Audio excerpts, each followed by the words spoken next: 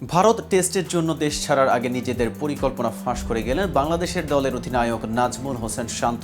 ভারতে উড়াল দেওয়ার আগে দেশের জন্য এক বিশেষ বার্তা দিয়ে গেলেন টাইগার অধিনায়ক। এই সফরে দলের কি প্রত্যাশা, দলের প্রতিটি খেলোয়াড়ের কাছে কি প্রত্যাশা, সেটিও জানিয়ে গেলেন ক্যাপ্টেন শান্ত। এছাড়া ভারত বধের জন্য দলের মূল পরিকল্পনা সম্পর্কে আর কি জানালেন শান্ত, এ নিয়ে বিস্তারিত থাকছে প্রতিবেদনের বাকি অংশে। আর কেটিভি ক্রিকেট চ্যানেল থেকে আপনাদের সাথে আছে আমি মেহেদি হাসান। সর্বোচ্চ রান, সর্বোচ্চ উইকেট, পাকিস্তান সিরিজে এই দুই তালিকাতেই দাপট দেখিয়েছেন বাংলাদেশের ক্রিকেটাররা। সর্বোচ্চ উইকেট শিকারীর শীর্ষ 5 জনের মধ্যে 4 জনই বাংলাদেশের।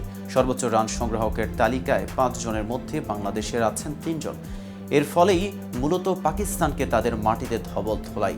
ভারত সফরেও ব্যাটসম্যান ও বোলারদের কাছ থেকে এমন যৌথ ভূমিকা প্রত্যাশা করছেন বাংলাদেশ অধিনায়ক নাজমুল হোসেন শান্ত।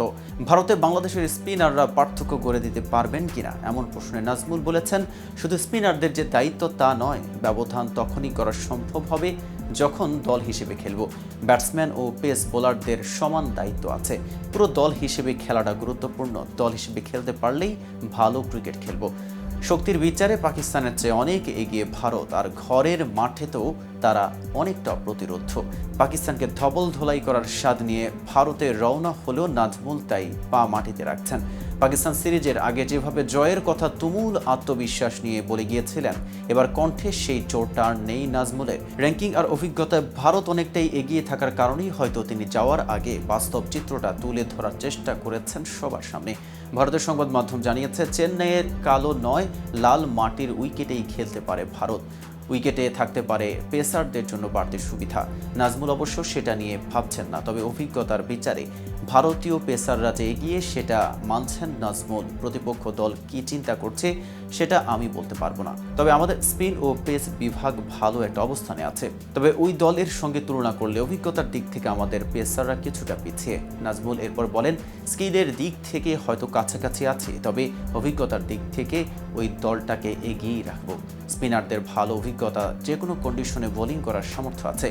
এতটুকু বলতে পারি, পেসার স্পিনার যারাই খেলবে প্রত্যেক খেলোয়াড় শতভাগ দেবে।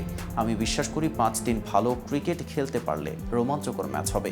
বাংলাদেশ অধিনায়কের প্রাথমিক লক্ষ্য ম্যাচকে 5ম দিনে নিয়ে যাওয়া, তাহলেই নাকি শেষ সেশনের সুযোগ আসতে পারে বাংলাদেশের জন্য।